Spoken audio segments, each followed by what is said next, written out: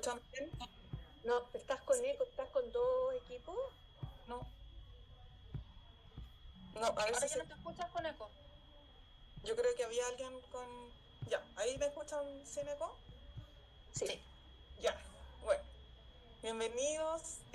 Primero quiero saludar a las organizadoras. Se pasaron primero armando este curso porque creo que es un tema, sobre todo en autismo, estamos aprendiendo tanto y tan rápido en neurodiversidad y en neurodivergencia en general. Y en particular esta coexistencia del autismo con desafíos alimentarios. Porque yo no soy experta en trastornos alimentarios como las invitadas y las expositoras que van a venir en las próximas clases, pero desde la clínica de las personas que trabajamos en autismo vamos a ver siempre la conducta alimentaria es una conducta tan básica en el ser humano, por lo tanto cualquier condición se va a expresar en la conducta alimentaria. Y hoy día vamos a mirar un poquito cómo pasa eso en el caso del autismo, pero hay que entender un poquito más que el autismo.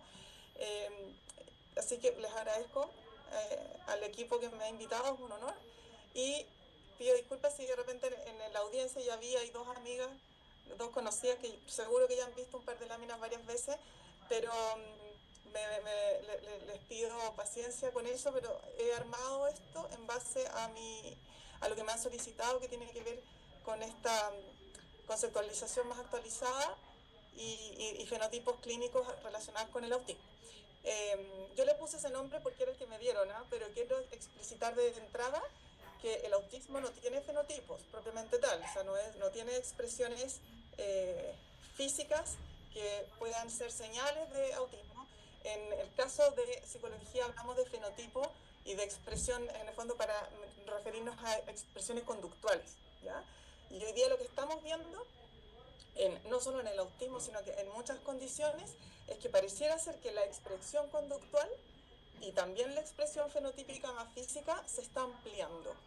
Y eso nos despista y nos hace confundirnos muchas veces, sobre todo en la fase del diagnóstico.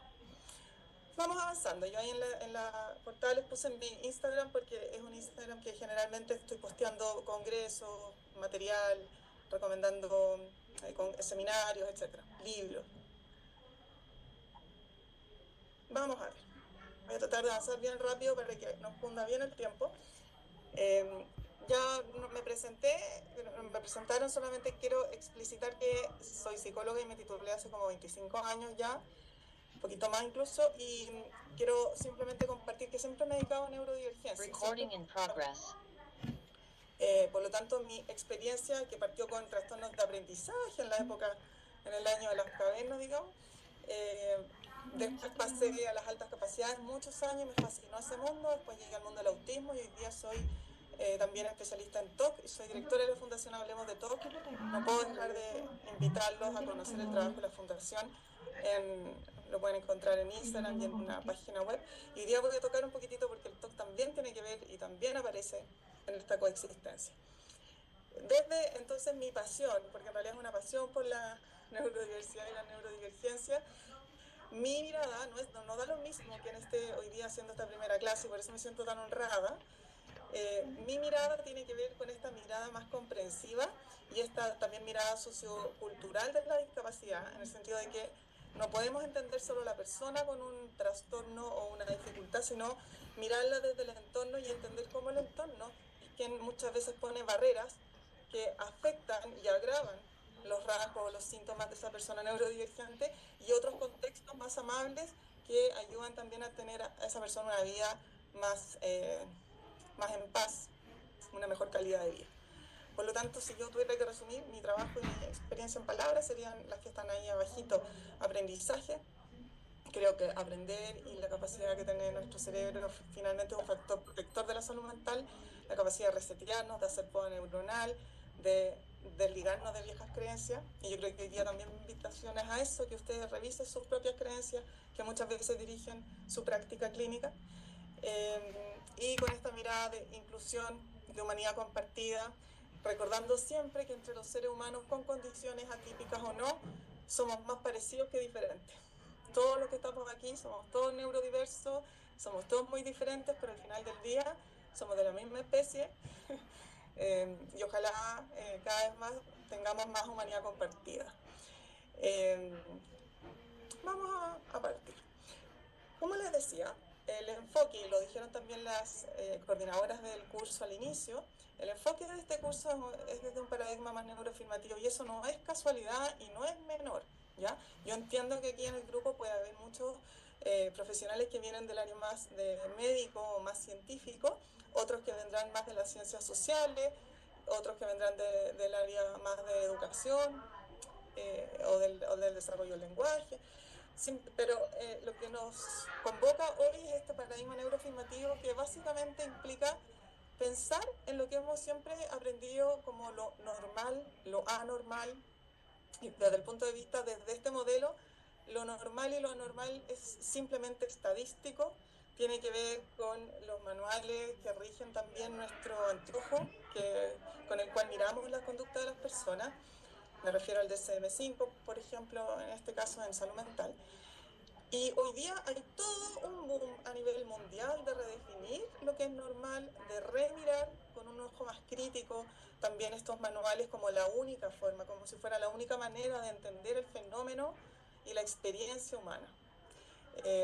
Para mí es importante ponerlo sobre la mesa porque obviamente no es el lenguaje habitual que van a encontrar en seminarios médicos o en congresos se apegan más al lenguaje biomédico. Hoy día yo los invito, al menos por hoy, a tener esta manga un poco más ancha desde este paradigma neuroafirmativo, entonces donde estamos redefiniendo lo que es normal, entendiendo también que la neurodiversidad en los seres humanos es la nueva norma. Aparentemente hoy día se está ampliando esa neurodiversidad, porque así como todo lo vivo para adaptarse al entorno tiene que diversificar su funcionalidad, diversificar sus funciones, adaptarse a entornos cada vez más complejos y desafiantes, bueno, los cerebros humanos también. Entonces, desde ese punto de vista, hoy día entender que cuando hablamos de neurodiversidad no estamos hablando de patología, sino simplemente de una manera válida de habitar el mundo. Y que está aparentemente su variabilidad está aparentemente en expansión. Y cuando asumimos un paradigma neuroafirmativo, como lo estoy haciendo yo, eso implica atenerse también a ciertos principios éticos y prácticas clínicas concretas, como por ejemplo, desde el modelo biomédico se hacen test estandarizados. Desde este paradigma más neuroafirmativo tenemos más escalas de autorreporte y se escucha la voz del paciente en primera persona. Aplicamos escalas de percepción, de autochequeo, ¿sí? De alguna manera, desde este paradigma, la persona tiene mucho más poder para contarnos lo que le está pasando, ¿sí? También usamos un lenguaje distinto, ya no hablamos de síntomas, hablamos de rasgos, no hablamos de trastorno, hablamos de condición, y así durante la presentación puede que les vaya llamando la atención parte de mi lenguaje, y los invito también a problematizarlo. Yo asumo que esta es mi postura, y hay muchas maneras también de entender este paradigma. Ahí está. Por lo tanto, este paradigma neuroafirmativo implica que cada uno de nuestros cerebros, y de no solo los cerebros, nuestro sistema nervioso, nuestro sistema general, es como este jardín, que en el caso de las infancias, que es lo que nos convoca hoy día además, nosotros muchas veces trabajamos con niños de los cuales nunca vamos a ver en qué jardín se van a convertir. Nosotros estamos viendo niños en un momento dado, en un contexto, en una situación específica, con una edad específica, por lo tanto nosotros vemos una foto y ya cada vez menos nos vamos a atrever a hacer proyecciones de qué va a pasar con esa trayectoria en el futuro, porque sobre todo la población infanto-juvenil neurodivergente es muy sorprendente las trayectorias que tienen y muchas veces no nos vamos a atrever a hacer apuestas de qué va a pasar porque realmente no son trayectorias lineales en absoluto. Asumiendo entonces que estamos viendo siempre a un paciente en su momento actual.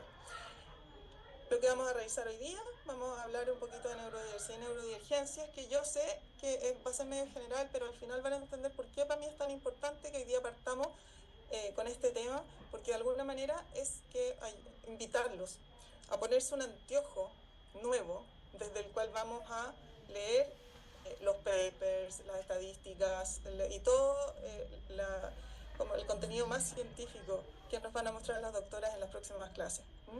Vamos a revisar lo que es hoy día entonces el autismo. Yo asumo que las personas que están acá igual ya saben algo de autismo. Lo que quieren saber ahora es cómo es esta coexistencia con trastornos de la conducta alimentaria, pero así que no es un cortapalo lo que es el autismo, pero lo vamos a revisar y vamos a terminar pensando, invitándolos también a que miren y les dé hambre de conocer estas coexistencias relacionadas con la conducta alimentaria. Así que, ¿qué vamos a hacer hoy día, Pinky? Esto es para los de mi época. No sé si conocen esta caricatura. Esto es lo que yo hago todos los días. ¿Qué vamos a hacer? Vamos a hacer lo mismo y siempre vamos a hablar de autismo. ¿Sí? Aquí cito a mi colega, la Connie Miralles, que es una psicóloga que trabaja en neurodivergencia, que hace unos memes muy divertidos. Y para partir, a los asistentes, les quiero invitar a hacer una técnica que a mí me sirve mucho, que es que cuando estén tomando nota, probablemente son todos bien mateos, están hasta ahora con su cuadernito, le pongan especial énfasis al pie de página, que es cuando uno está en un curso y muchas veces cuando estás escuchando al profesor o lo que se está conversando, se te ocurren cosas y sobre todo, díganme si no les pasa que se les aparece gente, se les aparecen pacientitos que vieron quizás ahora o que vieron hace años.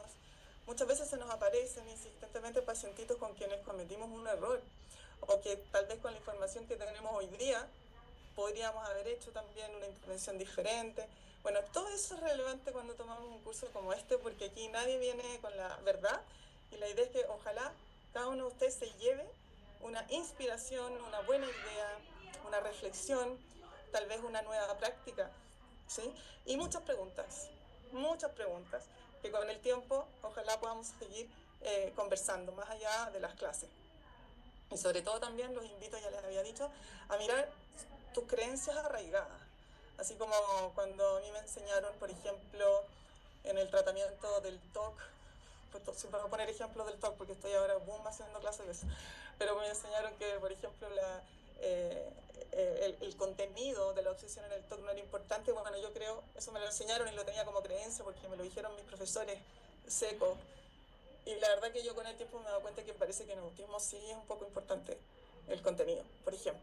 Y entonces mira tus creencias también, porque eso también finalmente se va a ver traducido en un mejor servicio y en más ayuda a tus pacientes. Y sobre todo porque todo lo que tú vayas anotando es tuyo, eso no es una pega que puede hacer el expositor y es la principal ganancia que se van a llevar hoy día. Ok, el concepto de neurodiversidad, vamos al punto número 1. Es un concepto que no es nada nuevo, sí, pero hoy día lo escuchamos mucho más. Es un concepto que se le atribuye a varias personas, pero principalmente a Joyce Singer, que es una antropóloga australiana, ya a fines de los 80, los 90, empezó a estudiar la variabilidad en los seres vivos, las plantas, los insectos, y básicamente lo que hizo fue pensar que si todos los vivos se están diversificando, por ejemplo, las mariposas hoy día tienen que volar más y tienen más funciones, más resistencia al clima, etcétera, porque hoy día hay menos flores, menos parques. Bueno, así como todo lo vivo se está adaptando al entorno que le toca vivir, bueno, parece que los cerebros humanos también. Y eso simplemente, finalmente se traduce en que la neurodiversidad es una biodiversidad neurológica, es una variación inherente a todos los cerebros humanos.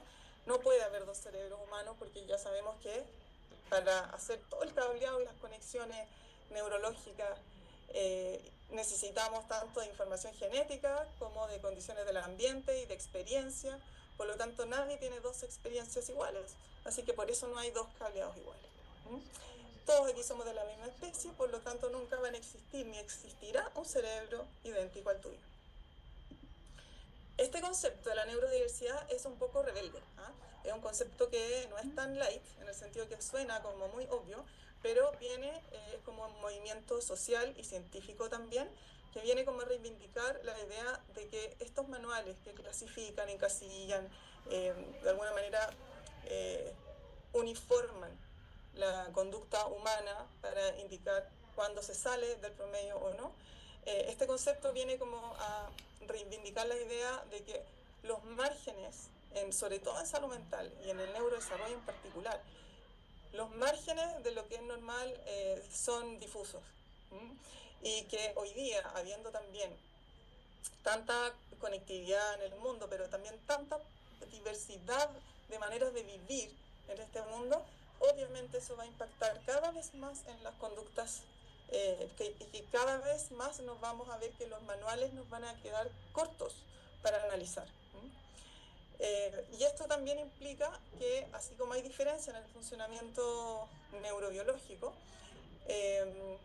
hay un aprecio a estas diferencias, en el fondo que la diferencia es buena, enriquece, y que simplemente las diferencias o las atipias que son más marcadas pueden implicar algunos desafíos, por supuesto, no se niega eso, sin embargo, se respeta el hecho de que hay obviamente personas que se desvían de lo que es la norma estadística, pero eso no implica de que sea peor. Ok, y si todos somos neurodiversos, eso es lo que es correcto decir, no todos somos neurodivergentes, ¿ya? Y el neurodivergente también desde un criterio más estadístico, esta es una curva de Gauss, donde si aplicamos cualquier evaluación del cognitivo, del neurodesarrollo o de algunas habilidades, vamos a encontrar que la mayoría va a estar en el promedio, donde está azulito más oscuro, y vamos a encontrar en cualquier cosa que evaluemos, siempre vamos a tener población que se va a comportar por lo menos una o dos desviaciones estándar del promedio, por lo tanto, a estos que están en las colitas de la curva de Gauss, o esta curva de distribución normal, a estos que quedan rezagados y bien alejados del promedio son los que vamos a llamar neurodivergentes, ¿ya? Desde este paradigma neuroafirmativo, que yo sé que no es científico, o sea, es una palabra que no sale en el manual de psiquiatría, etc. Esto es una, como decía, de este movimiento social y de reivindicación de la diversidad. Se habla también de este paraguas de las neurodivergencias, que hoy día ya iríamos como en el quitasol de las neurodivergencias, porque cada vez más, con el avance de las neurociencias, vamos viendo que muchas conductas que antes se atribuían netamente a cosas más psiquiátricas, por ejemplo, tienen un correlato o un origen en atipias en el neurodesarrollo, en neurotransmisores, en circuitos, por ejemplo, dopaminérgicos o de otros neurotransmisores que están alterados, o estructuras cerebrales también atípicas. Eso hoy día, gracias a la neurociencia, a los avances, lo podemos ver. Ya no, no es necesario que lo intuimos, lo vemos. Entonces la neurodivergencia, si lo entendemos así, como estos casos que se salen y que se alejan harto del promedio, yo siempre pongo el ejemplo de los zurdos, porque es una condición del neurodesarrollo que no es culpa, era un feto zurdo, digamos, que viene dado genéticamente, tiene una estructura neurobiológica particular. Si el 95% de las personas son diestras en el mundo y el 5% de las personas nacen zurdas, entonces a ese grupito es el que vamos a considerar el neurodivergente. Con esto solo quiero explicar que la neurodivergencia tiene que ver con la estadística y la comparación con aquella población donde está siendo evaluado, ya un criterio de comparación, y no tiene una cualidad per se, sino que tiene que ver con esta diferencia del promedio de la población y de la época donde esa persona se desenvuelve. Estas son algunas de las neurodivergencias más típicas y nos vamos a entrar al tiro al autismo, pero solo para que entendamos que también desde este modelo estamos hablando más o menos del 20% de la población. Se estima que entre un 15 y un 20% de la población tiene algún tipo o algún rasgo de estas neurodivergencias, ¿ya? Por ejemplo, antiguamente, yo digo antiguamente porque esto tiene como, no sé, este modelo tiene como, no tiene más de 30 años, pero al principio se incluían dentro de este paraguas las neurodivergencias solo aquellas que eran estrictamente neurológicas, así como los tics, las epilepsias, porque se atribuía neurodivergencia a algo que era estrictamente neurológico, pero hoy día, como cada vez sabemos más que, por ejemplo, los trastornos del ánimo incluso, o incluso el TOC, que es lo que me gusta estudiar a mí ahora, tiene un correlato. Por ejemplo, el TOC tiene una estructura dopaminérgica alterada, los GABA, algunas estructuras cerebrales, y eso viene de fábrica, es como de hardware. Entonces hoy día también, por esa razón, porque es una tipia estadística, o sea, poco significativo estadísticamente a nivel mundial, y tiene correlato en el neurodesarrollo, eso ya cumple los criterios para ser considerado una neurodivergencia, como el autismo, ¿ya? Ahora, hemos escuchado, y probablemente ustedes les preguntan todo el tiempo, ¿por qué hoy día todo el mundo es autista? ¿Por qué todo el mundo tiene diagnóstico? Y es tan común escuchar esto. Bueno, ¿por qué de repente hay tantas personas neurodivergentes? por la misma razón que aparecen más estrellas y planetas cuando construimos mejores telescopios. Hoy día la ciencia ha avanzado, las maneras de evaluar, las competencias clínicas también de las formaciones del pregrado, etcétera, ¿sí? Hoy día en el caso del autismo tenemos en Chile incluso estandarizado y creado el MChat para pesquisar en primera infancia. Tenemos más herramientas también para diagnosticar. Ahora, es evidente cuando la neurodivergencia es notoria y tiene desafíos de apoyo muy marcados, como en el caso del autismo, el autismo con nivel de apoyo 2 y 3. El desafío es cuando tenemos neurodivergencias que son sutiles y que tienen bajo nivel de apoyo y que además, como sabemos, se manifiestan de manera bien diferente a lo largo de la vida. Entonces puede que haya edades donde rasgos que siempre estuvieron en esa persona se notan más, ¿sí? En el caso del autismo vamos a ver que niños a veces que tienen trayectorias bastante típicas, recién en un tercero o cuarto básico se empiezan a complicar y aparecen las evaluaciones o las derivaciones. Entonces la pregunta aquí es, ¿qué estrellitas son tus pacientes, ¿sí? O tus consultantes? ¿Qué estrellitas son tus hijos? ¿O qué estrellita eres tú, digamos? Pensando en que aquí, en este universo de neurodiversidad, vamos a encontrar estrellitas con distinto brillo, ¿sí?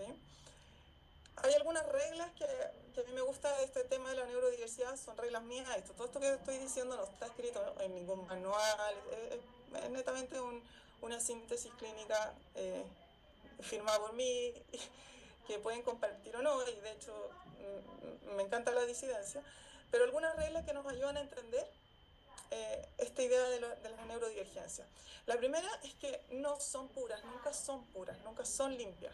Y por eso tenemos hoy día, incluso en el manual del DSM-5, esta lógica más espectral, donde puede haber distintos rasgos en distintas medidas, en distintos momentos, ¿sí? Y cuando digo que las neurodivergencias no son puras, es que es difícil encontrar, yo no conozco un autismo puro, 100% puro. En general una persona, un niño autista, cuando ustedes les consultan, además de autismo le van a ver que puede ser zurdo, que tiene alguna dislalia o que tiene algún trastorno del lenguaje o déficit atencionales, casi siempre. Entonces, las neurodivergencias, al ser una compleja red bioneuronal dinámica y sistémica, se va a manifestar en más que un rasgo, ¿ya? Y eso es lo primero que tenemos que entender cuando hablamos de personas autistas, en particular. Las funciones y las habilidades de las personas siempre han sido y serán sensibles y permeables a la experiencia, por eso confiamos en los tratamientos, ¿cierto? Pero hay algunas que son más sensibles a la experiencia. Hay algunas personas que desarrollan habilidades o nuevas funcionalidades con más facilidad y otras que no. Eso también es parte de esta lógica espectral. Hay que tener una perspectiva del desarrollo. En muchas cosas, hay muchas conductas de los niños que solo son, porque son niños, se entienden desde ahí, y en ciertas edades son bastante normales estadísticamente. En cambio, esa misma conducta en otra edad cambia cualitativamente su valor o su valía en términos de si son llamativas o no en el desarrollo. Las neurodivergencias en general impactan todas las áreas del neurodesarrollo y del desarrollo humano, no se quedan ancladas como por ejemplo la dislexia, que es solo en la lectura escrita o el lenguaje verbal, digamos, perdón. En general las neurodivergencias de las que estamos conversando impactan todo la humanidad de esa persona y su presencia en el mundo. Tienen coexistencia siempre, entonces, y son dinámicas, ¿ya? Eso también lo vamos a ir revisando a lo largo de este curso en general. Y desde el modelo biomédico se llaman comorbilidades y tienen dimensiones que se mezclan, ¿sí? Pasamos de lo neurológico a lo físico, tiene correlatos cognitivos, entonces por eso también nos despistamos. Bueno, como primera regla entonces tenemos esta idea, y a mí me gusta graficarlo en el monstruo de colores, que yo sé, ya me conocen los que han visto alguna clase mía, que yo sé que es para las emociones, pero a mí me gusta graficarlo también. La neurodivergencia se ve así. A veces nos va a llegar un pacientito que tiene el color rojo, por ejemplo, del autismo, mucho más llamativo, y lo vamos a ver evidentemente, pero las neurodivergencias tienen capas. Entonces, lo más probable, y lo que nos pasa con las conductas alimentarias, es que nos damos cuenta después, ¿sí? o que llega por esa razón, y después vamos a empezar a descubrir que parece que puede haber algo más neurodivergente en esta persona. Entonces me gusta graficarlo así, como este monstruo de colores, y asumir entonces que cuando hablamos de neurodivergencia es una condición, no una enfermedad. Hay mezclas de rasgos de distintas condiciones y cuando son muy chiquititos, sobre todo los casos son más mezclados, ¿sí? También tenemos hoy día esta idea de que hay rasgos, hay personas que tienen algunos rasgos aislados, pensamiento más rígido o algunos temas de habilidades sociales, pero que no alcanzan a constituir una condición completa o el cuadro completo, ¿ya? Eso tampoco, esta idea de lo espectral lo contiene, pero no es que digamos que cualquier persona o un rasgo en una persona va a constituir una condición. Si tú ves un stimming, por ejemplo, este movimiento repetitivo regulatorio en las personas autistas, la verdad que si tú aíslas ese rasgo, y también lo podemos encontrar en otras condiciones, e incluso lo podemos encontrar en niños neurotípicos que están contentos. Entonces, un rasgo, o sea, una golondrina no hace verano, un rasgo no hace un trastorno, ¿ya? También pensar que este cerebrito, en el caso de los niños, la población infanto-juvenil, que es lo que se enfoca este curso, son cerebros cachorros. Están en desarrollo, no están listos, por lo tanto tampoco estamos viendo rasgos definitivos. Y el tema, como insisto, de trabajar con cerebros cachorros también es muy esperanzador, porque al ser un cerebro tan plástico, tenemos también mucha responsabilidad y muchas opciones de trabajo. Este cerebrito cachorro también está mediado por el ambiente, por el entorno, por su familia, por su curso, por su barrio. Entonces también la invitación desde este modelo más neuroafirmativo, de este paradigma es, no podemos solo trabajar con el niño, hay que ir a trabajar con esa familia, hay que ir a trabajar con ese curso.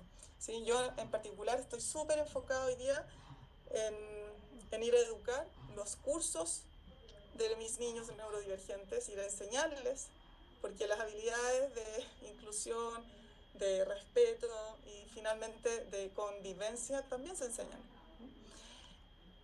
Y siempre regido por nuestro principio maravilloso de neuroplasticidad, que yo diría, no sé cómo no tiene un busto en la Alameda. Segunda regla.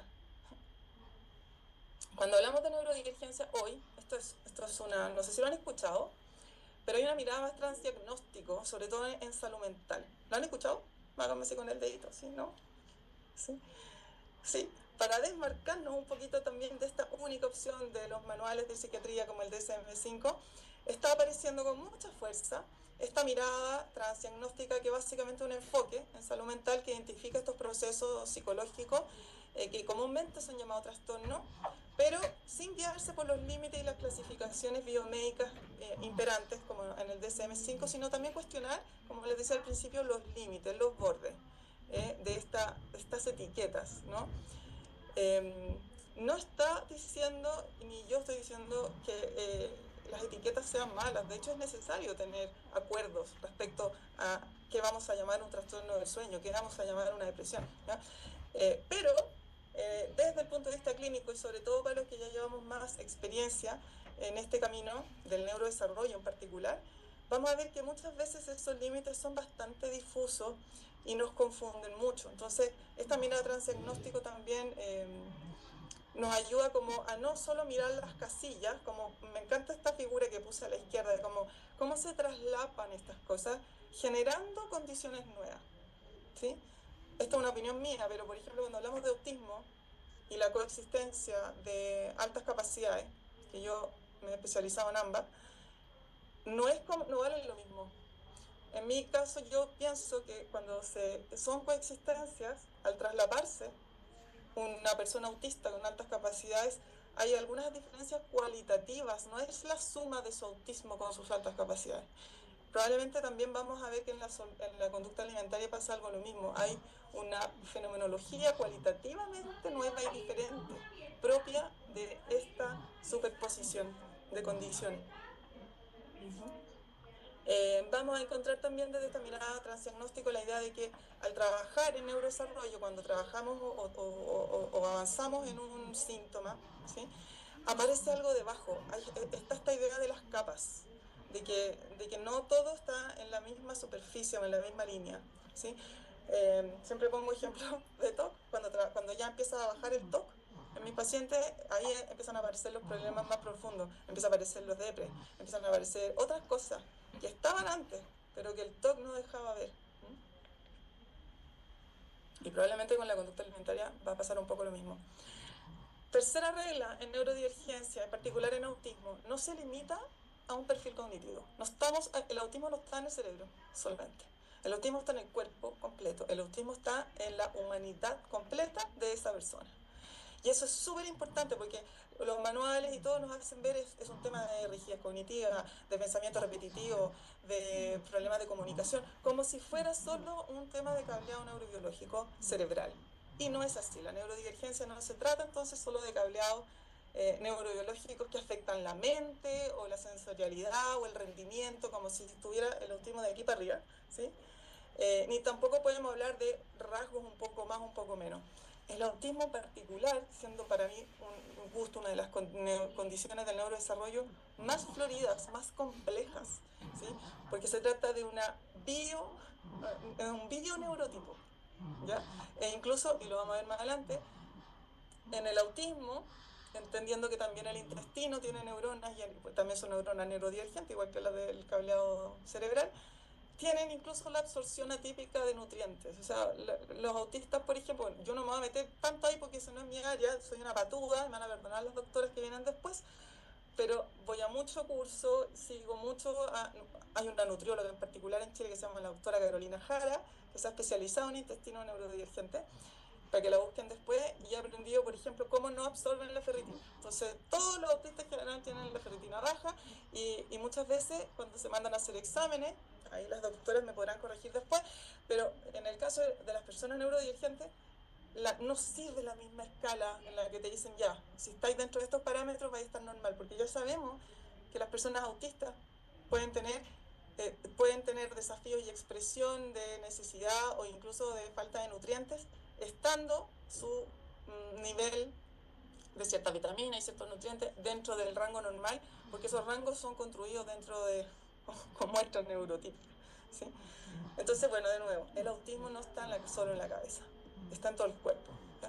Y por lo tanto, la nueva manera de evaluar la funcionalidad, las funciones, las habilidades, los desafíos, más que una dimensión lineal como un poquito autista, más autista, hoy día se miran así, se miran con estos modelos que no tienen ninguna validez científica en términos de estadística o, no sé, en general son más de chequeo, pero evaluar así, como basados en las habilidades o en los desafíos que tiene esta persona y no en ecuaciones que le sirvan a todos, porque en realidad la manera de evaluar esto se llama una evaluación funcional. Y las evaluaciones funcionales finalmente nos van a dar el perfil de esa persona autista en particular. Y eso es lo que nos sirve en clínica. Ya. Y la cuarta regla, y me tengo que apurar, es que siempre, en nadie, ningún niño neurotípico ni nadie ha tenido trayectorias regulares en su neurodesarrollo. O sea, el neurodesarrollo es irregular en general. ¿Ya? Y hay edades más irregulares y etapas más irregulares que otras. Pero sobre todo en la población autista y neurodivergente en general, las trayectorias son súper irregulares, ¿sí? Y por lo tanto también para uno como clínico es bien frustrante. Muchas veces de trabajo, porque avanzas 2 pasitos, retrocedes 1, pero siempre en autismo tenemos un dicho, como una metáfora, presumir competencia. Yo estoy haciendo todo lo posible porque asumo que este niño que hoy día no habla, va a hablar. Quiero que hable, se comunique. O presumir competencia para ganar habilidad. Hola, profe. Pues, Mira, cerrar el espejo. Andrea Contreras, por favor, silenciar tu micrófono. gracias. Bueno, tenemos trayectorias irregulares, esa es como la norma, ¿no? del desarrollo, sobre todo el neurodesarrollo, ¿sí? Y en el caso de los niños, sobre todo de los niños, hoy día ya, no sé, yo creo que todos hemos tenido pacientitos que antiguamente o en su primera infancia el doctor o alguien le dijo, no, este niño no va a hablar, este niño nunca va a poder ir al colegio, este nunca va a aprender a leer, y la verdad que nos sorprende después esa trayectoria, ¿sí? Así que en el caso de los niños tenemos que tener mucho cuidado. Y solo por si usted tiene alguna duda, usted está aquí, ya estamos al final de nuestra trayectoria, estamos llegando al final de la trayectoria, nos queda poco, pero aún así, lo que nos queda sigue siendo irregular. ¿Sí? Sí, no es todavía lineal y uno cree que cuando jubila ya tiene todo listo. No, capaz que alguno de ustedes va a aprender a tirarse en paracaídas, a ir a vivir al extranjero, no sabe. Por lo tanto, ya avanzando, cuando trabajamos en autismo y en neurodivergencia, es alto en complejidad, altísimo en complejidad.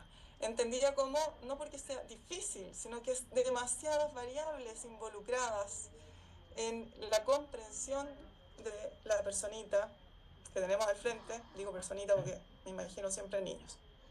Vamos al punto número 2, que es hablar de autismo, que es una de la neurodivergencia que en el fondo nos convoca hoy día. Acá hay algunos personajes, algunos son ficticios, como el Sheldon Cooper, otros son de los que se ha sospechado, se ha hablado, pero con esto solamente quiero mostrar que el autismo siempre ha sido parte de la diversidad humana, siempre ha estado. Te invito también a pensar que desde la nomenclatura actual del autismo, que es mucho más amplia que la que existía antes del 2013, quizás tú tuviste compañeros de universidad en el espectro autista o compañeros de colegio, que hoy día tú los recuerdas y dices, claramente esa persona, a mí me pasa, y digo, claramente esa persona era autista, y no sé si alguna vez se enteró, ¿sí? Siempre existió. Lo que ha cambiado también es la nomenclatura, la forma de comprender y denominarlo, ¿ya? No voy a hacer la clase de historia del autismo, pero a mí me gusta mucho esta imagen que armé con los años, porque es para decir, esto es muy nuevo. Estamos hablando de algo que se empezó a hablar y discutir en los años 40. Bueno, ahí está la doctora rusa, que no me acuerdo el nombre, que ya está hablando en los años 20, pero más o menos, y lo curioso es que Asperger y Kanner estaban hablando de autismo más o menos en la misma época en continentes distintos, pero no fue hasta que la doctora Lorna Wing en Inglaterra, madre de una chica autista, me empezó a hacer clasificaciones más parecidas a lo que conocemos hoy día como el autismo. Y también Lorna Wing empezó a mostrar también de que esto era mucho más común en términos estadísticos de lo que habían dicho sus predecesores. Desde el modelo neuroafirmativo, entonces hablamos de condición del espectro autista o de autismo derechamente. La comunidad autista siempre pide que se le diga autismo o autista y no TEA, ¿ya? O no persona o no o persona en el espectro autista, porque no puedes no estar en el espectro autista. Entonces hablamos de autismo en general. Yo hablo de autismo en general. Y me gusta resumirlo así. El autismo tiene tres núcleos básicos, como tres ejes de su estructura en su construcción autista. Hay un pensamiento más rígido, hay un pensamiento que requiere rutina, anticipación, que le gusta, en inglés se dice el sameness, como hacer el mismo, la repetición, ¿sí? Hay un pensamiento muchas veces rígido, no siempre, y no en todo, pero es un pensamiento mucho más estructurado. Después les voy a mostrar una tablita más específica. Hay desafíos en el lenguaje y la comunicación, en los autismos de poco nivel de apoyo, como el 1. Igual hay problemas de comunicación y de lenguaje, pero muchas veces no son temas de lenguaje, de la oralidad del lenguaje, sino que tiene que ver con la interpretación del lenguaje y sobre todo con la comunicación no verbal, con la lectura de claves del ambiente, con la lectura de las claves invisibles, las reglas invisibles de los lugares donde habitan. Y eso obviamente impacta en las relaciones sociales. Por lo tanto, si pensamos que estas son como las tres características centrales del autismo y que la configuración y la mezcla de estas variables va a ir variando de un niño a otro y además va a variar en el mismo niño a lo largo de toda su vida, cuando ya vaya creciendo, entonces que hablamos de varios autismos. O sea, el autismo por eso es tan complejo. Brevemente en relación a la prevalencia, en Chile no tenemos estudios de prevalencia, sí que se copian algunas cifras internacionales, esta viejita, solo para mostrar que la curva en todo el mundo cuando se ha evaluado, los países que han evaluado las prevalencias han aumentado y hoy día, o sea, en el año 2023 se hablaba de que 1 en 36 personas tenía rasgos del espectro autista y hoy día ya se maneja en que vamos en 1 en 31, más o menos, ¿ya?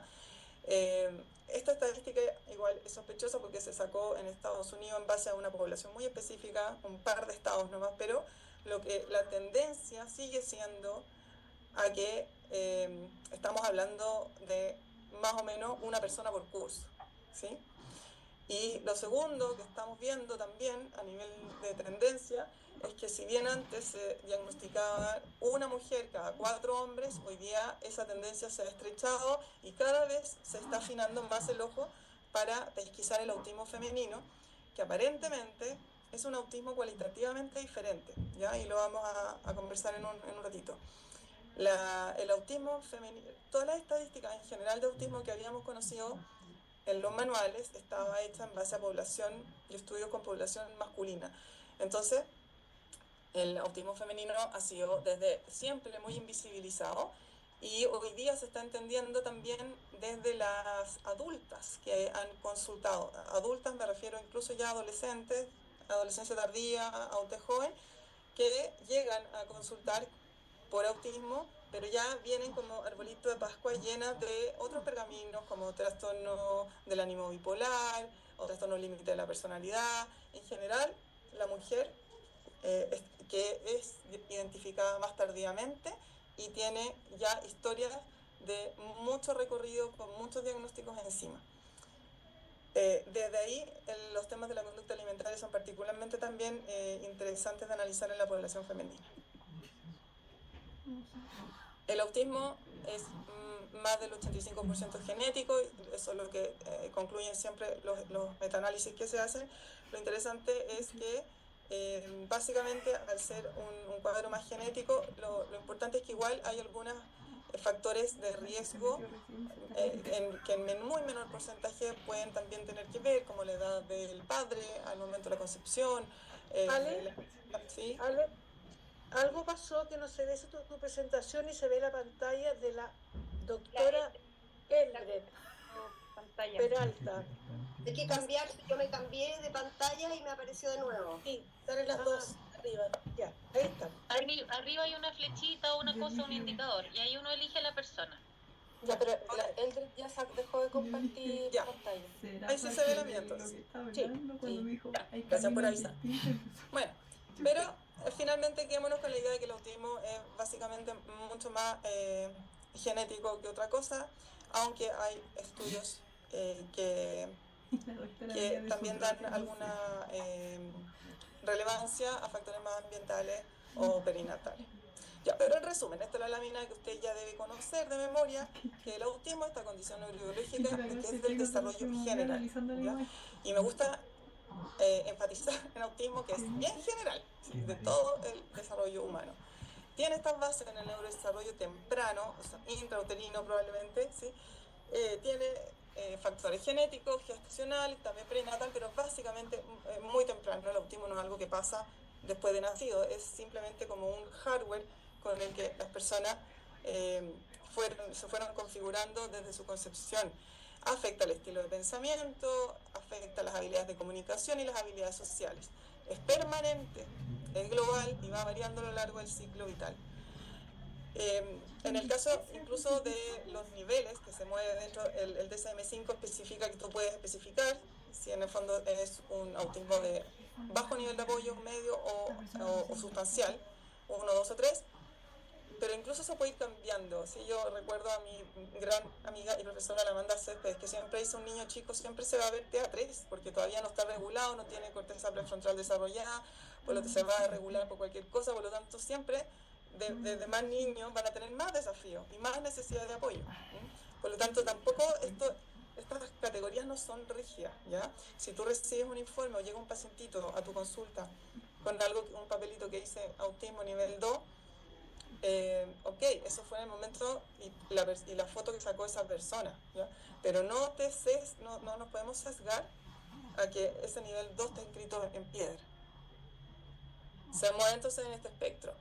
Puede incluir o no deterioro en la capacidad intelectual. Sabemos que el autismo nivel 1, poco necesidades de apoyo, generalmente no tiene disminuido su capacidad intelectual, aunque sí tiene muchas veces alterado o afectado las funciones ejecutivas, que no es lo mismo, pero afecta, impacta en el funcionamiento intelectual.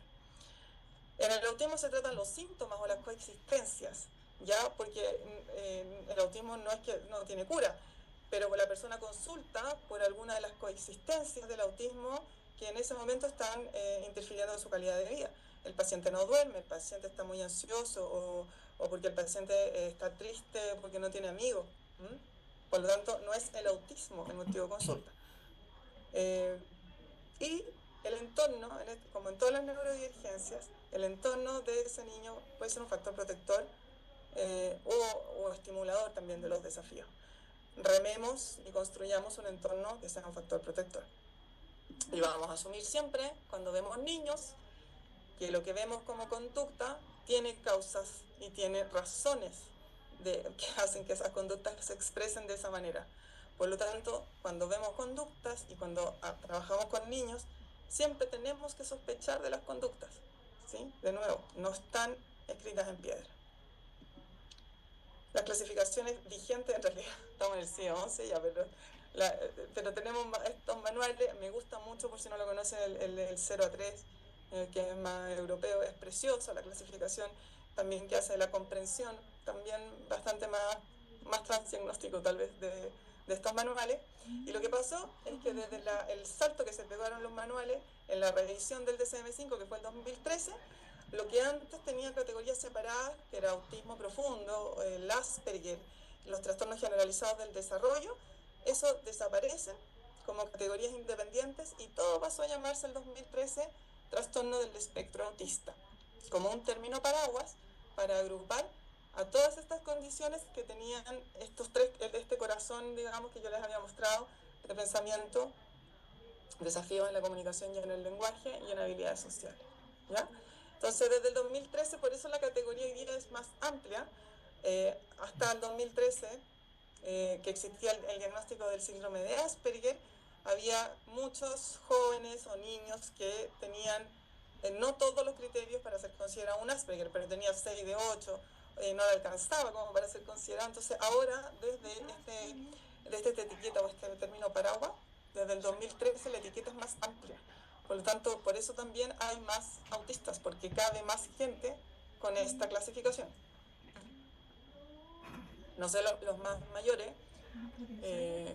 como yo, digo, antiguamente, ¿se acuerdan del trastorno generalizado no especificado? Eso era lo que ponían los neurólogos, el TGD no especificado, ¿sí? Eso era lo que nos llegaba, que era esa zona gris entre el Asperger y el autismo profundo. Pero en esa zona gris hay en el fondo muchísimos autistas que hoy son considerados autistas y que antes no tenían el diagnóstico de autismo. Bueno, ya dije que tiene 3 niveles en relación al nivel de apoyo. Aquí solamente para mostrar que se ha descrito. Yo siempre estoy poniendo cosas de redes sociales cuando son buenas, pero me encanta esta descripción de lo que son los niveles de apoyo, ¿ya? Y solamente quiero aquí mostrar que muchas veces asociamos nivel de apoyo 1 como poco apoyo. Otras personas podrían pensar que es un autismo más leve.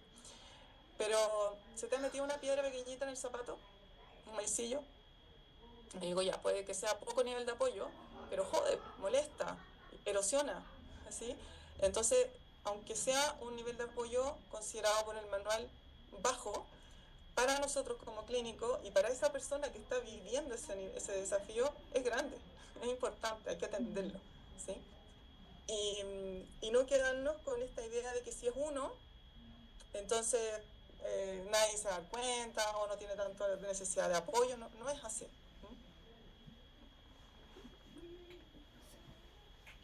Sobre todo también los nivel 1, me encantan estas gráficas, es que el no se te nota. Hay un libro muy bonito, sobre todo para camuflaje en autismo femenino, que se llama No se te nota, ¿sí?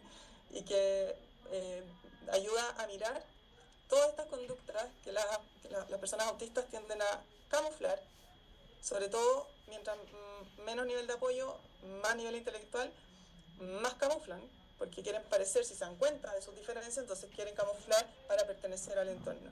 Busquen ese libro, el No se te nota, o me lo piden por interno. Por lo tanto, no todas las discapacidades, en el caso del autismo, no todas se ven como arriba ni tienen un estacionamiento a la salida del supermercado, ¿sí? Cuando hablamos de trastornos del neurodesarrollo, de neurodivergencia y de autismo, se ven así como la figura de abajo, ¿no? Que de nuevo, no vemos los desafíos que tiene, entre ellos los desafíos alimentarios. Por lo tanto, cada persona autista que tú vas a conocer es un mundo por descubrir, nunca van a ser iguales, y lo que estamos revisando hoy día son generalidades, estándar, porque en el fondo eso hacen los libros, eso hacen las clases, pero la realidad es mucho más rica y compleja que eso. No puedo dejar de mencionar que las personas autistas tienen habilidades espaciales, no todo es desafío. Por ejemplo, no porque sea autista va a necesitar terapias o va a tener desafíos que ir a trabajar con un doctor o con un terapeuta o con un fono, ¿ya? No todos requieren terapia o no en toda la vida, o en todas las edades. Lo que sí requieren son oportunidades y adecuaciones necesarias para tener mejor calidad de vida. Muchas personas autistas presentan altas capacidades, ¿ya? Esos son los pacientes que me llegan a mí, que tienen esta coexistencia. Muchos pacientes, y la mayoría en realidad, de las personas autistas tienen valores humanitarios súper valiosos para la sociedad, son los que defienden al profesor, los que dicen la verdad, los que son súper leales, defienden lo indefendible. Muchas personas autistas, además por su cableado atípico, tienen grandes habilidades y destacadas habilidades musicales, visual, espacial y computacional, entre otras, ¿ya? Es súper común, díganme si no lo han visto, que las personas, sobre todo las infancias autistas, son muy buenos en lo visual, son secos para los puzzles, los legos, porque tienen gran habilidad de análisis visual, ya que muchas veces todo el cableado relacionado con el lenguaje verbal está alterado, han tenido que desarrollar entonces otros tipos de lenguaje como el visual, y por eso es que se usa tanto los pictogramas o las ayudas visuales para esta población, porque ese lenguaje visual es su lenguaje más natural y tienen más habilidad para ello. Muchos son músicos, muchos tienen oído absoluto. No sé si aquí hay músicos en el público y si saben lo que es el oído absoluto, pero hay habilidad, hay niños que suenan mi teléfono y me dicen, sí, un do, fa, re. Saben, identifican las notas, son capaces de copiar un movimiento en un instrumento o de tocar un instrumento de la nada porque vieron y recordaron, porque tienen una memoria excepcional, recordaron cómo se toca ese instrumento. Ni hablar de las habilidades de computación, de programación, de hackers, que son secos también, porque toda esta lógica racional también es parte del pensamiento estructurado autista. Tienen mucha atención a los detalles, ¿sí? Se fijan en cosas y en detalles que otras personas no ven, y una memoria excepcional. De nuevo, no todos, ¿ya? Pero estos son habilidades especiales que es más o menos promedio. Por lo tanto, con todas estas habilidades también son un capital humano muy específico. El año pasado yo me acuerdo haber leído quiénes eran los principales analistas de planillas Excel en el mundo en las principales empresas, y adivinen, entre autistas, porque son capaces de encontrar dónde están las fallas en una planilla, son súper buenos lectores de electroencefalograma. Yo siempre molesto a mis amigos neurólogos porque encuentro que todos los que se dedican a electro o a los electrocardiogramas, porque detectan, porque como piensan en patrones, les es fácil identificar atipias en los patrones. Es una broma en todo caso, pero igual le digo esa broma a mis amigos neurólogos. Por lo tanto, hay muchos ejemplos de personas autistas que gracias a este pensamiento atípico han otorgado a la humanidad historias de soluciones creativas que los neurotípicos no podrían. Entonces, desde este punto de vista también yo me inscribo como una psicóloga que trabaja desde este punto de vista evolutivo. Por algo la naturaleza está mandando mentes cada vez más neurodivergentes. Yo estoy convencida, no lo vemos ahora porque nosotros somos un punto en la historia universal. No tengo idea que va a pasar 500 años más, pero mi convicción es de que hay algo evolutivo también en estos cambios que hoy día no entendemos o no podemos explicar, ¿sí? A modo de ejemplo, estos son posibles desafíos de una persona autista. Esto de nuevo es hecho por mí, no tiene ni una validez científica, ¿ya? Pero en esas tres áreas del corazón del autismo que yo les mostré, que es el pensamiento, el área de la comunicación y el área más socioafectiva, más social, estas son algunas de las conductas o rasgos, ¿ya? O fenotipos, como el fenotipo de la conducta que hablábamos en la primera lámina, que se pueden observar en una persona autista. Por ejemplo, me voy a fijar solo en el área del pensamiento, la rigidez, el ser más repetitivo, con pensamientos repetitivos, conductas también motoras repetitivas. Tienen intereses muy intensos, les gusta mucho algo, son muy fanáticos de algo, pero ese gusto o esa afinidad con un tema es regulatorio, ¿sí? No es obsesivo, sino que es tiene un fin regulatorio, es egosintónico. Muchas veces esta rigidez del pensamiento también se expresa en poca tolerancia a los cambios y poca tolerancia a las transiciones entre actividades. Les cuesta mucho, por ejemplo, entrar después del recreo a la sala, porque su mente se queda en el recreo un buen rato más. Por lo tanto, generalmente se desregulan a la vuelta de los recreos o en las transiciones. Tienen mucha necesidad, por lo mismo, de anticipación. La anticipación es una manera también de manejar la ansiedad y la incertidumbre. El autista no le gusta y no lidia bien con la incertidumbre. Tiene gran sensibilidad ante los estímulos, y no solo los estímulos sensoriales, también a los estímulos cognitivos, ¿ya? Por lo tanto, también si está todo el tiempo lidiando con esto y tiene dificultad en la función ejecutiva, es muy común ver a nivel del pensamiento un agotamiento mental. Son niños que se cansan en el colegio y que se empiezan a desregular a las 12 hasta la hora de almuerzo. En general duran más o menos bien, después ya los perdemos porque es como que su mente es como un auto que va gastando benzina como si fuera trabajando siempre en primera, ¿ya? Porque necesita mucha benzina, mucha energía cerebral para desarrollar lo mismo que hacen sus compañeros.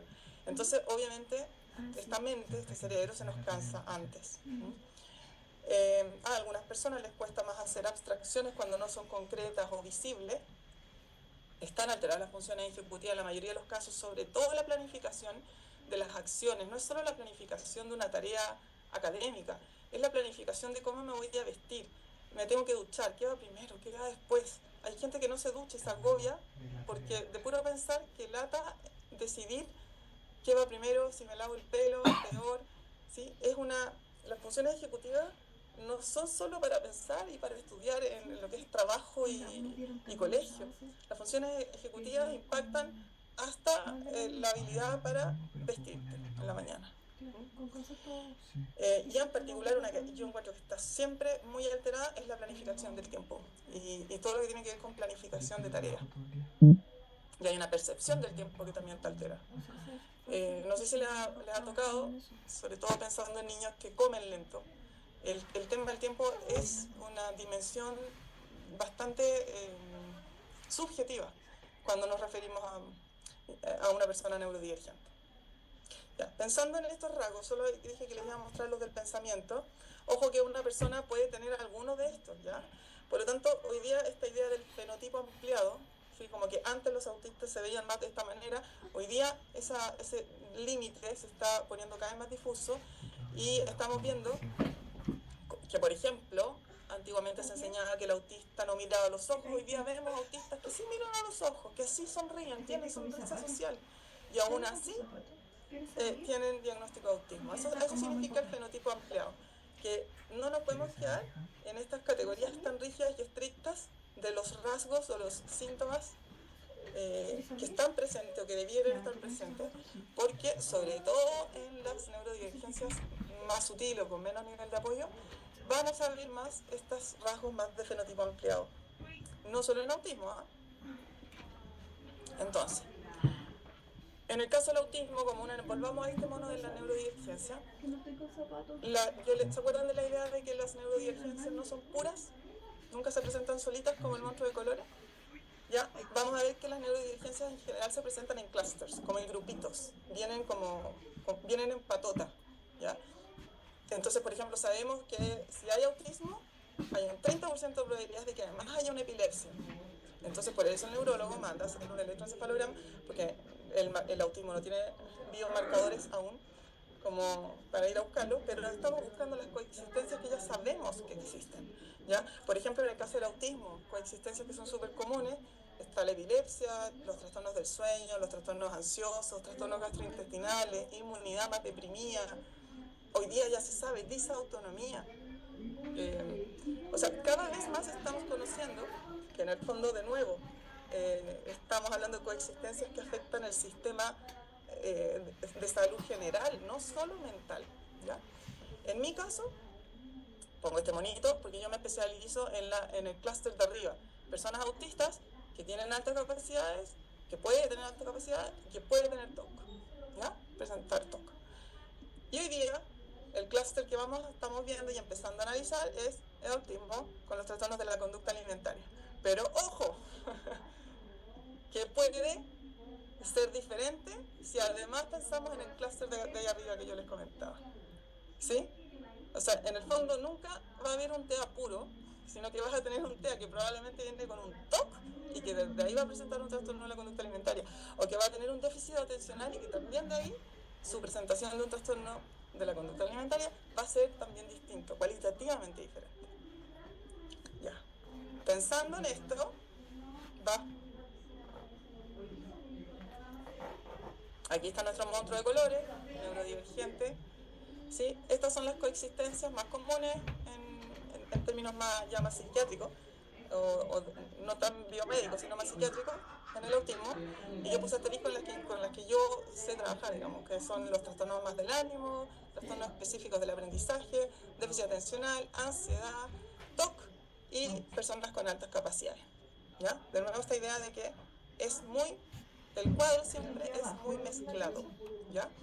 Este cuadro no es mío, es del doctor Sebastian Roberts, que dirige la unidad de autismo adulto en la Clínica Universidad de los Andes. Lo pongo solamente porque en Chile no tenemos este estudio a nivel como solo de su unidad, no tenemos todavía estudios a nivel global, pero es porque quiero que vean que igual hay muchas coexistencias que son solo médicas, como la epilepsia, algunas encefalitis, no sé, acá hay algunas pocas, pero tenemos condiciones que son médicas, coexistencias que son netamente psiquiátricas también, como las que habíamos mencionado recién.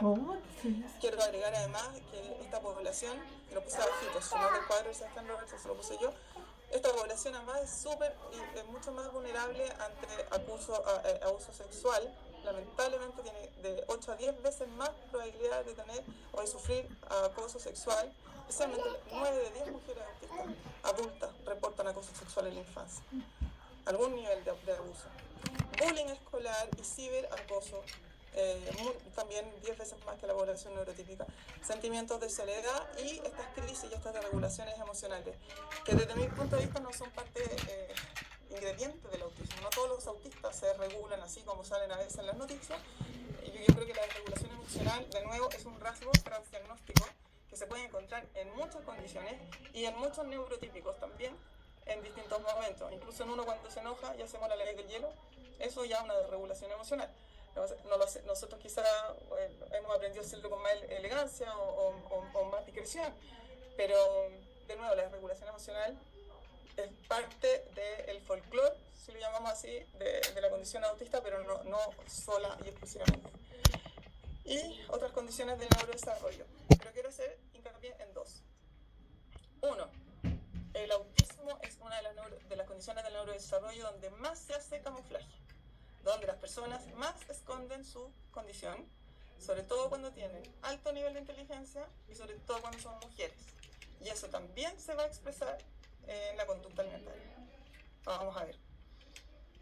Y hoy día el enmascaramiento es una de las líneas de investigación que está súper activa, porque hoy día sabemos que el enmascaramiento es el culpable de las grandes depresiones y de los suicidios, que son 8 veces mayor también en la población autista que en la población neurotípica.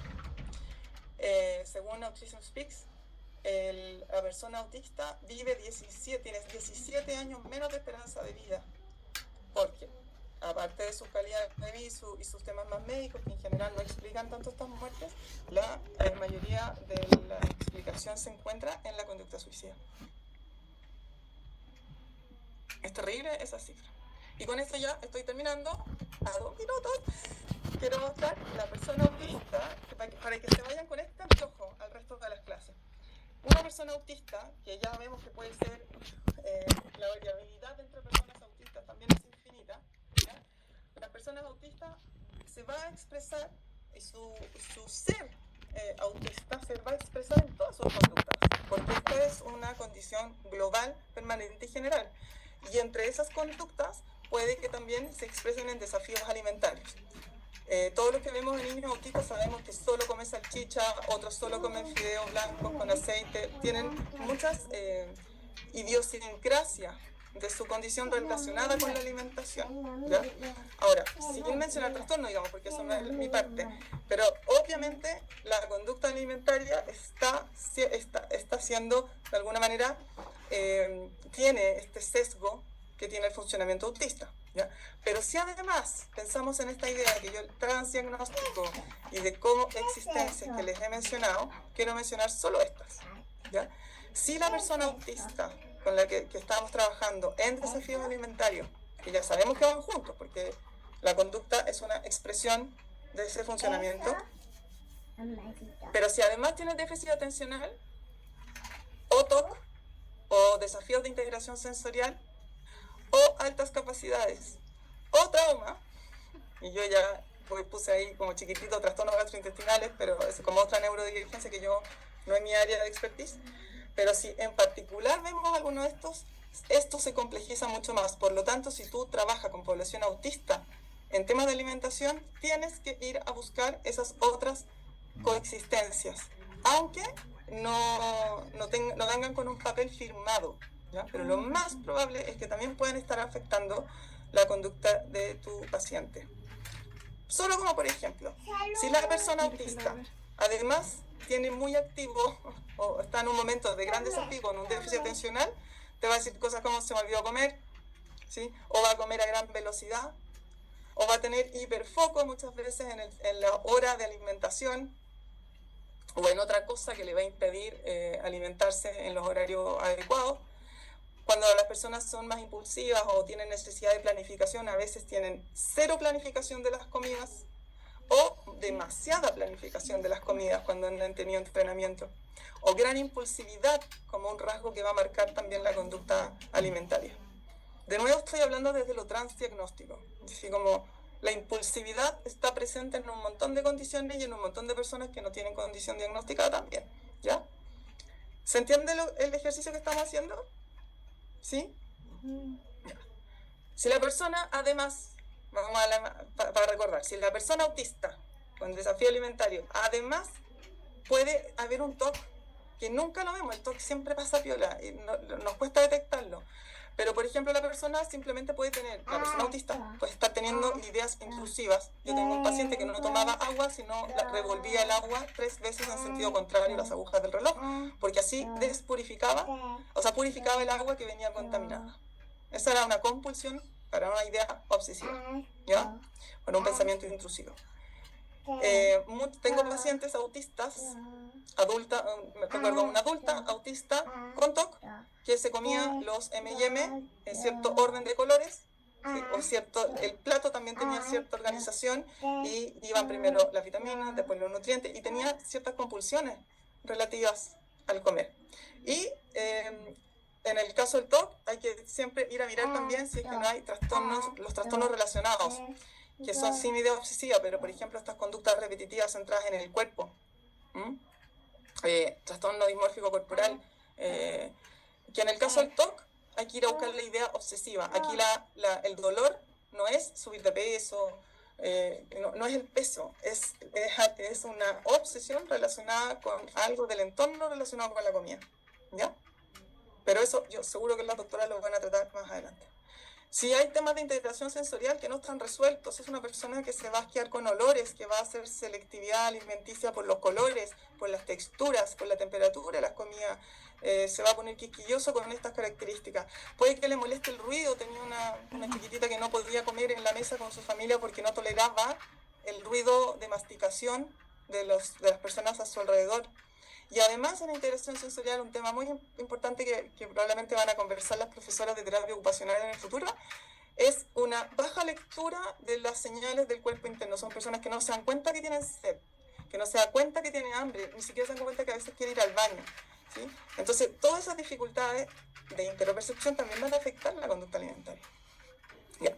Las altas capacidades es otra neurodivergencia que no está en el manual, pero, y con eso cierro, una persona con altas capacidades autista puede tener intereses profundos relacionados con la alimentación, como por ejemplo hacerse vegano o hacerse vegetariano, porque tiene una idea de que, pues los animales tienen alma, ¿sí?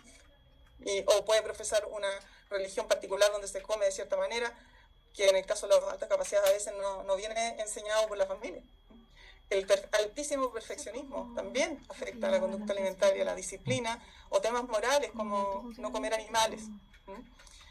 Y a nivel de, esto no es neurodivergencia, pero a nivel del trauma, experiencias negativas, si un niño se atoró, un niño autista se atora con una carne, lo más probable es que no va a querer volver a probar carne, ¿sí? O que va a cambiar y modificar las futuras experiencias con ese alimento con el cual tuvo una experiencia negativa. Muchas veces lo aprende porque lo vivió en sí mismo o de manera vicaria porque lo vio en otras personas.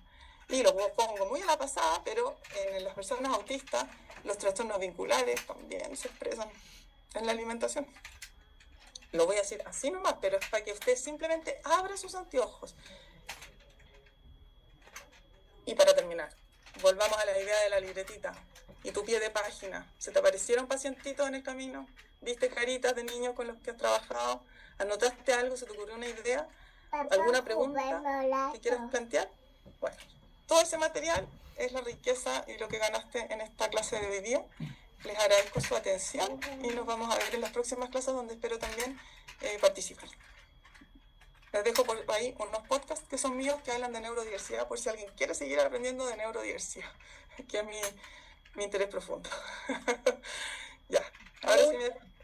Muchas gracias, Alejandra, magnífico, súper claro, me encantó esto de las capas para ver un poquito más allá, para no dejar pasar cosas también.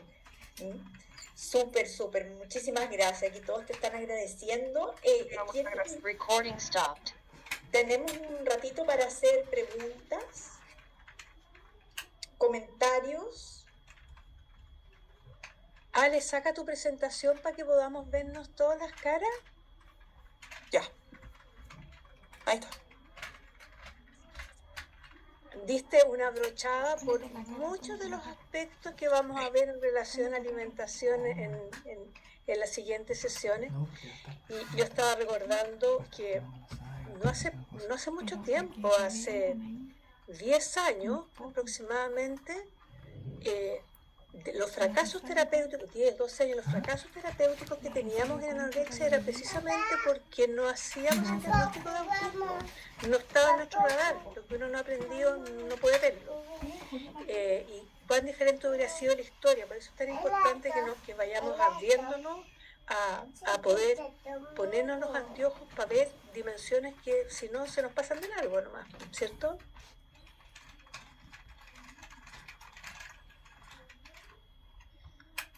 ¿Alguien tiene alguna pregunta que hacer? ¿Comentario? Rosario contestó en mi... Voy a mirar el chat mientras tanto. Están preguntando dónde están los podcasts. Están todos en Spotify y hay un par en YouTube. O sea que aparte de Spotify, el que más recomiendo es de Psiquiatría Abierta. El último que hice. Y ahora hice un Spectrum Pro que viene, pero no se ha publicado, pero para que estén atentos. Quería hacer una pregunta, Alejandra, y es respecto a lo común que es hoy que vengan niños diagnosticados con helados, ¿sí? Así solamente, y que muchas veces se tomen determinaciones solamente por eso, a pesar de que no debería suceder, pero me llama mucho la atención. Es decir, y además también si uno se fija en las redes sociales cómo está promovido el aprender este test, etcétera. No sé qué piensas tú al respecto. Ya, sí. Gracias, María Antonieta. Sí, yo no soy nada neutra en este aspecto, ¿ya? Asumo esto, esta es mi opinión, pero a mí me carga helados, ¿ya?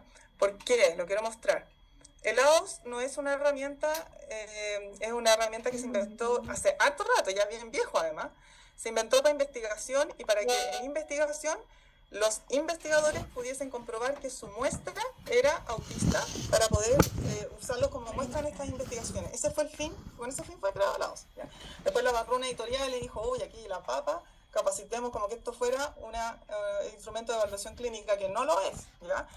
Un especialista en neurodivergencia y en autismo no necesita el ADOS para diagnosticar autismo, ¿ya? Y lo que ha pasado en nuestro país, uno, es que se ha así como que se ha expandido, porque se vende la idea de que es una evaluación clínica respecto al autismo. Uno, que entre paréntesis es súper caro certificarse, la batería original cuesta como 7 millones de pesos, o sea, hacerlo bien, digamos, es muy carísimo. Pero siempre, como en cualquier otra evaluación, es simplemente un dato que va a aportar a el equipo clínico multidisciplinario que finalmente es quien hace los diagnósticos. Por darte un ejemplo, en Inglaterra, que yo tengo un interés profundo con todo lo que está pasando en neurodivergencia en Inglaterra, no se hace un diagnóstico de autismo en menos de 6 meses. Está prohibido, ¿ya? Porque nadie puede hacer un diagnóstico de una condición tan global de una persona que es niño, es un cerebro cachorro, tú lo ves un ratito solamente, y además eres solo, tienes el anteojo de tu carrera y de tu especialidad. Entonces, hay que verlo de manera interdisciplinaria, clínica. Yo tampoco como psicóloga puedo hacer diagnósticos, tengo que mandarle a un doctor y le digo, ¿ves lo mismo que yo? ¿Estáis viendo lo mismo que los mismos rasgos que estáis viendo yo? Y además nos tenemos que asegurar que lo mismo en el tiempo. ¿Sí? Por lo tanto, el autismo, o sea, el A2 a mí me parece una herramienta poco precisa, tiene muchos falsos positivos, también tiene muchos falsos positivos con trastornos de personalidad y con otras condiciones, y muchos falsos negativos en niños inteligentes, en mujeres y en adultos. O sea, es muy poco sensible para detectar autismo en esas poblaciones. Y además en Chile pasa algo terrible, que es que cualquiera puede pasar un A2. Así como el Gaffiter, si se certifica, puede pasar un A2. Entonces yo no logro entender, como clínica, que una persona que no tiene por lo menos un posgrado en autismo y no entiende lo que es el neurodesarrollo, se haya especificado en una herramienta tan específica como el A2 y genere conclusiones que a veces, e informes que dan vergüenza. Esa es mi opinión. Muchas gracias, muchas gracias. Compartida por muchos de nosotros también, porque y aquí también viene todo el aspecto como ganancial, ¿no? Tener el diagnóstico de autismo en Chile significa una serie de beneficios que están muy bien para la población autista, pero que los toman como para forzar y tener beneficio de población que no es autista. Y hay una presión de parte de las familias enorme muchas veces, ¿no? Y de los colegios, que es ilegal. Y Hoy de día los colegios. están exigiendo A2, lo cual es absolutamente ilegal, para hacer las adecuaciones y los PAEC que eligen. Ahora, el A2 también está basado, como es tan antiguo, no tiene los fenotipos ampliados, pues está basado en la idea de, mira los ojos, como que las conductas que evalúa son las antiguas, entonces también desde ahí está muy obsoleto. Está obsoletísimo para este lado, así en menos de 2 meses. Hay una pregunta de Boris González que dice, respecto, no sé si a qué restricción te refieres, Boris, ¿esa restricción de tiempo es solo en la infancia, como del diagnóstico de autismo te refieres? Perdón, sí. Es que mencioné eso, porque había una restricción de 6 meses para hacer el diagnóstico. Claro, entonces, Reino Unido. No, es en general. Es en general, porque por ejemplo, si un paciente o un adulto está pasando por una época de estrés o de depresión, dígame usted si no se ven los rasgos muy parecidos al autismo. ¿Sí? Entonces, como se superponen de nuevo, como estamos todos en esta línea más transdiagnóstico, tenemos que esperar a ver si esos rasgos son permanentes. Y para eso necesitamos tiempo. Sí, lo pregunto porque es interesante, porque en mi contexto, que es como de corta estadía o hospital de día, las atenciones son súper rápidas, como que el sistema presiona a que sea súper rápido y el diagnóstico más inmediato. Entonces, claro, yo no tengo 6 meses para atender a las personas con las cuales trabajo. Entonces, como que me impresionó eso. Y sí, pues de repente por ahí he leído que se habla harto del burnout autista diferencial de la depresión como tal. Sí. Por eso era la acotación. Gracias, Boris. Es que yo creo que tenemos tantas limitaciones en Chile para tanto saber bien cuáles son las necesidades de las personas neurodivergentes y cuáles son las decisiones terapéuticas más acertadas. O sea, el sistema no da abasto, primero, y segundo, la metodología no alcanza a abordar los problemas de base. Entonces tenemos un problema de estructura en el abordaje de las neurodiversidades. Sí, y yo de nuevo invito a esta mirada transdiagnóstico, porque nosotros como estamos en este curso para ver cómo convive con los trastornos de la conducta alimentaria, en el fondo tú no estás ahí para certificar, en este caso, si la persona es o no es autista. El tema es ir a mirar por qué se está expresando o este rasgo o esta condición, digamos, cómo está afectando la conducta alimentaria. Entonces, de nuevo, yo creo que en clínica tenemos quizás un poco más la libertad, a diferencia de los sistemas de salud pública o que tienen que hacer los diagnósticos más rápidos, ¿sí? Pero cuando hacemos clínica, tenemos la libertad incluso de no terminar haciendo un diagnóstico o un informe, ¿cierto? Nos podemos quedar en los rasgos nomás, nos podemos quedar en la sintomatología y desde ahí construir soluciones para ese paciente sin las grandes etiquetas, porque muchas veces no son necesarias.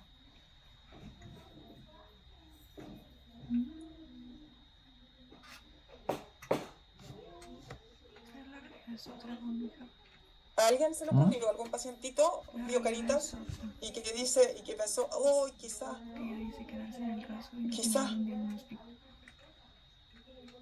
el paciente va porque ¿no? sabe qué le pasa y que ingresa de nuevo hospitalización? Ale, hola. Ay, yo quería compartir algo Muy chica. de como una impresión que me he hecho yo a propósito de las neurodivergencias. Yo hace poco que estoy como estudiando estos temas y antes de estudiarlos yo pensaba que toda la gente pensaba como yo, como que todos sus procesos eran iguales a los míos. O pensaba que la gente que es muy cuadrada, muy estructurada, como que son cuáticos y que tienen y por qué no cambian. Entonces, a propósito de eso, como para poder hacerme una idea yo, se me ocurrió como una metáfora, que es a propósito de las neurodivergencias. Como que la gente normal planifica su vida pensando que es como los cuadraditos del Super Jenga y los ponen sobre la mesa, las maderitas, y si es que hay algo que hacer nuevo, lo incorporan entre medio y no hay ningún problema, y si es que hay que sacar alguna actividad, la sacan nomás. En cambio, la gente que es autista planifica todo, pero con el Super Jenga para arriba. Muy estructurada. Entonces, si es que hay que incorporar una nueva actividad, tienen que sacar todo lo que está arriba y incorporar este nuevo palito, y eso es como un trabajo mental, como que eso cansa. Entonces, los planes nuevos, los acomodos, los cambios de rutina, o si es que, no sé, hicieron la prueba sorpresa, o incluso rutinas, por ejemplo, hay un niño que iba al gimnasio y en el gimnasio el coach le cambiaba las actividades y eso le generaba mucha ansiedad. Entonces el autista es estructura como para arriba, por eso necesitan anticipación o que todo cuadre, aunque sean cosas que para otros no son tan importantes. Y el déficit atencional, que ese soy yo, es como una caja que tiene todos los palos de Super Jenga adentro y como que es un desorden, yo en verdad no ve qué es lo que hay que hacer, a menos que sea muy entretenido o muy llamativo o muy urgente. Pero es eso. Entonces, por esto mismo, yo encuentro que la gente neurodivergente que necesita tratamiento de lo que sea, tiene que ir a un servicio técnico especializado, así como uno lleva el iPhone al servicio técnico del iPhone y los teléfonos otros al servicio técnico normal. Para poder atender bien a una persona neurodivergente, uno tiene que estar como especializado, como entender el idioma. Total. Me encanta lo que dices, Ale. Nosotras con la Ale hemos conversado harto de pacientitos, así nos ayudamos por interno. Y me encanta porque no lo puse en esta presentación, pero me recuerda que yo siempre termino mis presentaciones volviendo a la idea de que en salud mental tenemos que volver a la artesanía y desmarcarnos de los manuales de cortapalo.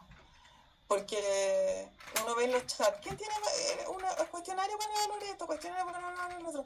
Y se nos ha olvidado mirar al paciente que tenemos al frente, ¿sí? No sabemos ni qué le gusta jugar, no sabemos ni qué bonitos ve, y le estamos poniendo, buscando en qué casilla me cae, porque tengo que encasillarlo rápido. Entonces, lo que tú dices, Ale, me encanta, porque de partida es un ejemplo muy visual. Con los pacientes autistas tenemos que usar esas metáforas visuales, incluso concretas, con la yenga, con puzzles, construirlo arriba de la mesa. Se me quedó acá, pero yo tengo un sombrero con los lóbulos del cerebro. Tiene que ser muy visual, ¿ya? Y muy metafórico. Pero volver a esta idea de, en este caso en particular, cuando los casos son muy complejos, no por difíciles, sino por la cantidad de variables, tenemos que volver a la artesanía. Y la artesanía es más lenta, po. Cecilia, estás con la manito arriba hace rato. Hola, hola, sí, sabes que estaba escuchando con mucha atención todo lo que has compartido y me parece que una de las cosas más importantes a llevar a cabo como psicóloga es poder compartir los casos, el trabajar con terapeuta, con fonoaudiólogo, con educadora. A mí en lo personal me parece fundamental para poder tener una mirada de este ser humano en proceso de desarrollo, de crecimiento y no perdernos solamente en el diagnóstico. Por eso la relevancia, ¿no es cierto?, de este nuevo modelo de transdiagnóstico. Y me parece súper importante lo que estás diciendo en relación a la ADOS y todo lo que se ha dicho acá, porque en el congreso que hubo hace un par de semanas por ADIPA en relación a trastornos del espectro autista, se le hizo igual énfasis por parte de algunos médicos, psiquiatras, infantos juveniles, conocidos acá en Chile, en relación a la ADOS, a pesar de que fundamentaron de que solo tenía un 60-63% de acierto, pero no se dijo con la claridad que lo dijiste hoy día, porque en el fondo nos perdemos, y cabros jóvenes, sin menoscabar ni menospreciar, evidentemente, que salen de la universidad, se certifican, empiezan a evaluar y tienen una mirada súper sesgada en relación a estos seres humanos que tenemos frente a nosotros. Pauta existirá. Gracias, Cecilia. ¿Puedo hacer una pregunta? No pude encontrar la mano para levantarla. Soy Paulina Bravo. Más que una pregunta, una acotación, porque me ha dejado muy... me encantó tu clase, Alejandra, el enfoque que le estamos partiendo al curso ya me encanta. Y justo me quedé pensando en el programa TEA en Chile, que me sonaba, nunca lo he revisado porque siento que nunca se ha puesto al día. Soy pediatra yo y nutrióloga. Entonces, y veo acá y lo googleo mientras estaban conversando, y lo primero que me sale, como desde probablemente inteligencia artificial, es que aseguran un rápido diagnóstico. Eso es lo que ofrece el programa. Entonces está en contra absolutamente de lo que estamos hablando, y pucha, qué importante, porque hay mucha gente, que yo trabajo en el sistema privado, pero la gente que está en el sistema público, como decía Boris también, pucha, necesita... como le dan un tiempo específico para el diagnóstico, apurado, para ponerle una etiqueta. Y ahí, como decía Francisca, tener la ayuda de todo tipo. Entonces, yo creo que esto es relevante como país. Tenemos que movernos más rápido, ¿no es cierto? También hacer un poco de abogacía de lo que estamos aprendiendo con respecto a lo que el país tiene escrito como diagnóstico de TEA. De TEA, que ya no se dice TEA, perdón. Eso, muchas gracias. Gracias a ti. Bueno, de nuevo, toda enfermedad depende del contexto donde está. Y yo siempre hago esta metáfora para decir, nosotros habitamos un sistema educativo de salud totalmente enfermo. Por lo tanto, si estamos habitando un sistema enfermo, nosotros como terapeutas individuales vamos a tener que tener conductas enfermas también para habitar en este sistema. Entonces, hubo un momento yo que soy hizo más así, del mundo y los más ojos se le escolar, despegaron así. y siempre vivo como que discutiendo con los acomodó. profesores que me dicen es que si no tiene Ya, el pues, y diagnóstico los o ojos el le hicieron papelito que así, dice que es como el autista, gran entonces angular. ¿por qué Bueno, eso me dio le voy a risa. dar los 5 minutos de descanso? Y yo pregunto, ¿por qué no? O sea, a cualquier niño, solo porque es un niño, le debiéramos dar un descanso. ¿Y por qué? ¿En qué parte nos robotizamos tanto que se nos olvidó la humanidad, se nos olvidó lo que era un cerebro infantil, se nos olvidó lo que eran los tiempos para hacer estudios serios respecto a una persona y poder ayudarla? Se ha cosificado la salud mental, se ha cosificado el neurodesarrollo.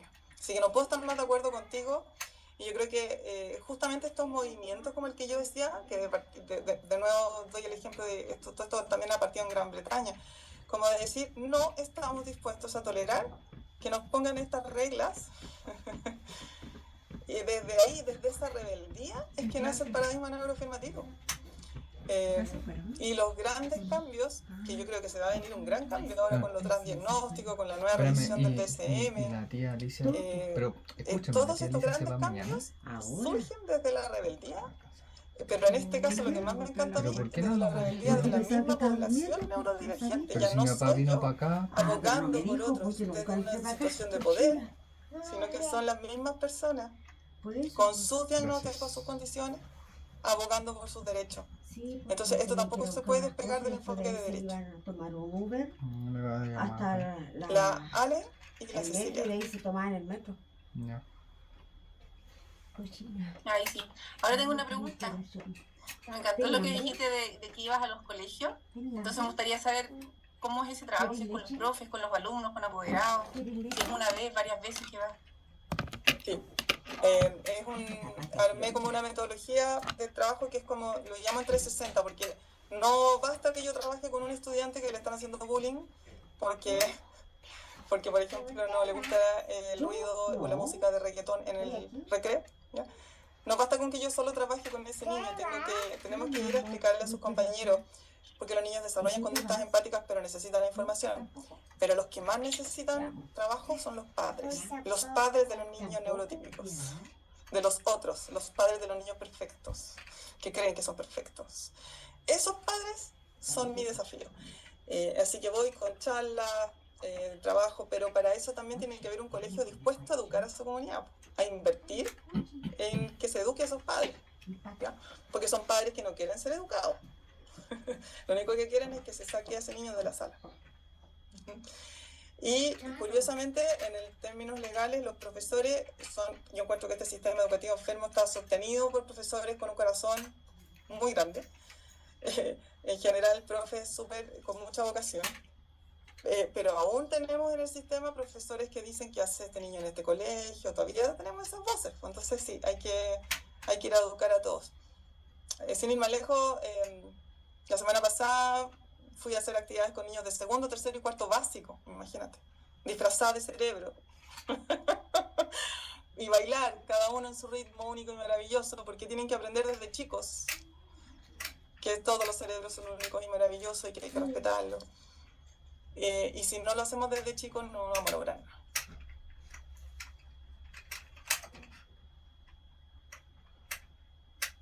Bueno, estamos llegando al final de nuestra primera sesión. Ha sido súper interesante y muy aclaradora tu manera de exponer el autismo y que es la base para poder entender los trastornos de conducta alimentaria en esta población tan especial.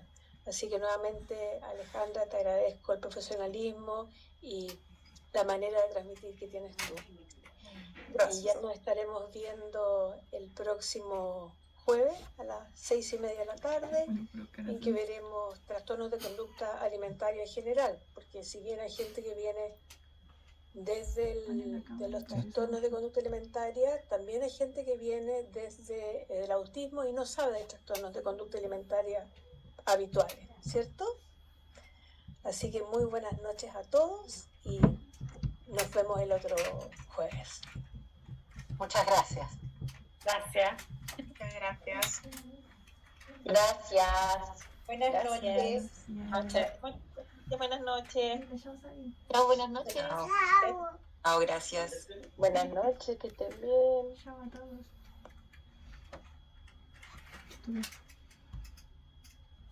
¿Qué querés que ponga?